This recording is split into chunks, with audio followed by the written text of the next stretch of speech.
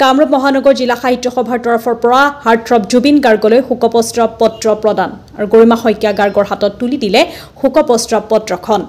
আজি সদ্যপ্ৰয়াত জনতাৰ হিয়াৰ আমঠু সকলো স্তৰৰ জনসাধাৰণৰ মৰমৰ শিল্পী হাৰ্টথ্ৰব জুবিন গাৰ্গৰ অকাল বিয়োগত অসম সাহিত্য সভাৰ অন্যতম পথিকৃত জিলা কামৰূপ মহানগৰ জিলা সাহিত্য সভাই গভীৰ শোক প্ৰকাশ কৰি তেওঁৰ বাসগৃহলৈ গৈ ৰাজহুৱাভাৱে শোকপ্ৰস্তাৱ পত্ৰ প্ৰদান কৰে।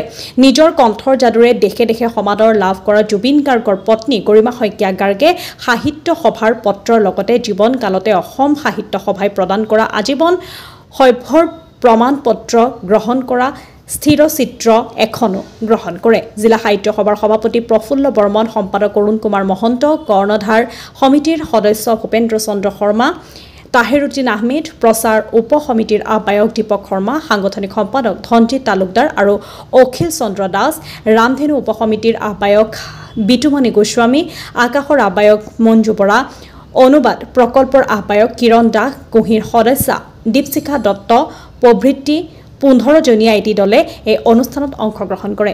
গুৱাহাটীৰ পৰা দীপক শৰ্মাৰ ৰিপৰ্ট, নিভাজ অসম লাইভ।